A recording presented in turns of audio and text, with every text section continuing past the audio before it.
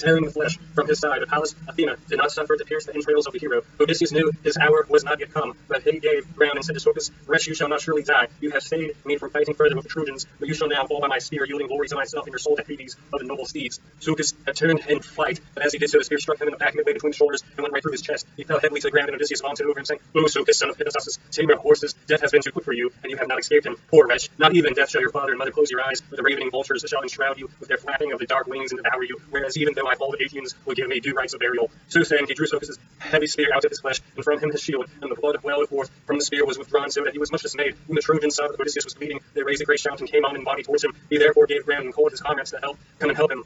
Thrice did he cry, as loudly as a man may cry, and thrice did brave Menelaus hear him. He turned therefore to Ajax, who was close beside him, and said, "Ajax, noble son of Telamon, captain of your people, the cry of Odysseus rings in my ears as though the Trojans had cut him off and were worsting him while he is single-handed. Let us make our way through the throng. It will be well that we defend him. I fear he may come to harm for all his valor if he be left without support, and the Danaans would miss him sorely." He led the way, and mighty Ajax went with him. The Trojans had gathered round Odysseus like ravenous mountain jackals round the carcass of some horned stag that has been hit with an arrow. The stag has fled at full speed so long as his blood was warm and his strength has lasted, that when the arrow has overcome him, the savage jackals devour him in the shady glades of a forest. Then he heaven sends a fierce lion thither, whereon the jackals fly in terror, and a lion robs them of their prey. Even so did the Trojans many and brave gather round crafty Odysseus, but the hero stood at them and kept them up with his spear. Ajax then came up with his shield before him like a wall, and stood hard by, whereon the Trojans fled in all directions. Menelaus took Odysseus by the hand and led him out for the press, while his squire brought up his chariots, but Ajax rushed furiously on the Trojans and killed Doryclus, a bastard son of Priam. Then he wounded Pandoricus, Lysander, Pyrrhus, and Pylatus, as some sullen torrent comes rushing in full flood from the mountains onto the plain, big with the rain of heaven. Many a dry oak and many a pine does it engulf, and much mud does it bring down and cast into the sea. Even so did brave Ajax chase the foe furiously over the plain, saying, both men and horses. Hector did not yet know what Ajax was doing, for he was fighting on the extreme left of the battle by the banks of the river Scamander, where the carnage was thickest and the war cry loudest round Nestor and brave Idomeneus. Among these, Hector was making great slaughter with him. Spear and fury was driving and was destroying the ranks that were opposed to him.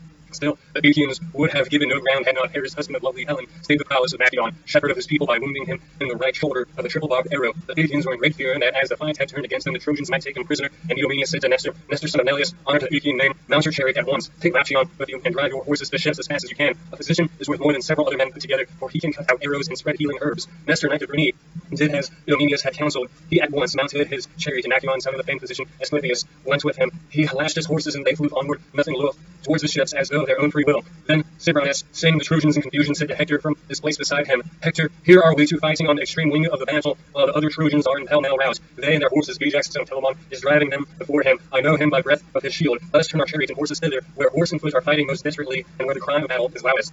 With this he lashed his goodly steeds, and when they felt the whip, they drew their chariot full speed among the Achaeans and Trojans, over the bodies and shields of those that had fallen. The axle was bespattered with blood, and the rail round the car was covered with splashes both from the horses' hooves and from the tires of the wheel. Hector tore his way through and flung himself into the thick of the fight, and presence through the Danaans into confusion, for his spear was not long idle. Nevertheless, though he went among the ranks of sword and spear and throwing great stones, he avoided Ajax, son of Telamon, for Zeus had been given angry with him if he had fought a better man than himself.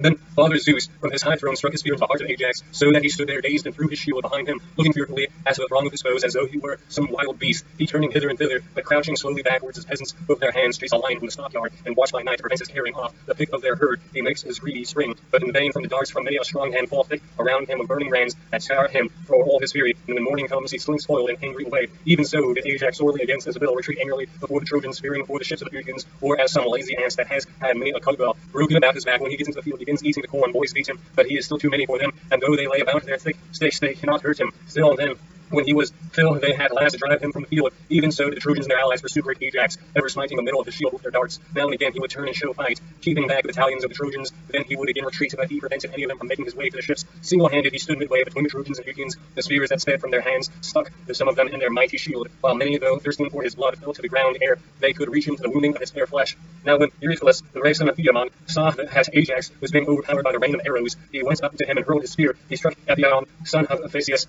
in the liver below the midriff, and laid him low. Eurypylus sprang upon him and stripped the armor from his shoulders, that when Paris saw him, he aimed an arrow at him and struck him in the right thigh. The arrow broke, but the point that was left, and the wound dragged on the thigh. He drew back, and therefore under cover of his comrades to save his life, shouting as he did so to the Danaans, "My friends, princes, and counselors of the Argives, rally to the defenses of Ajax, who is being overpowered, and I doubt whether he will come out of the fight alive. Hither then to rescue great Ajax, the son of Telamon."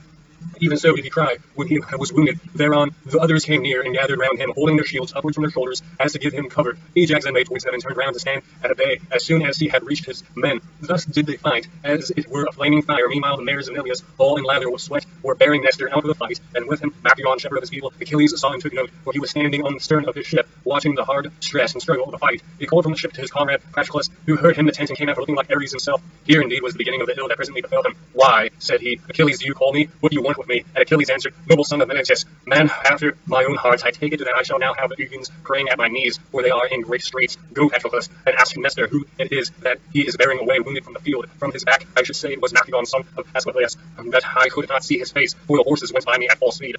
Patroclus did as his dear comrade had bidden him, and set off running by the ships and tents of the Aegeans. When Nestor and Machaon had reached the tents of the sons of Menelaus, they dismounted, and the esquire Eurymedon took the horses from the chariot. The pair then stood in the breeze by the seaside to draw the sweat from their shirts, and when they had so done, they came inside and took their seats.